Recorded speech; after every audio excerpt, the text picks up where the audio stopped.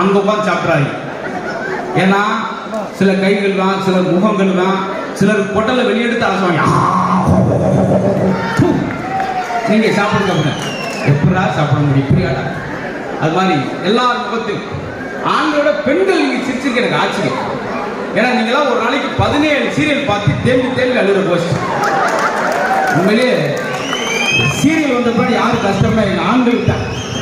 ஏன்னா அந்த விளம்பர இடைவெளியில அதுக்கு ஒரு தோசை ஒரு இட்லி கிடைக்கும். பாத்தீங்களா? நிகழ்ச்சியை வழங்குவோர் சொத்துல ஒரு இட்லி தட்டில் வந்துக்கணும். கிச்சன் எங்கடி சட்னியில் இருங்க, சீரியல் முடிஞ்சு வருங்க.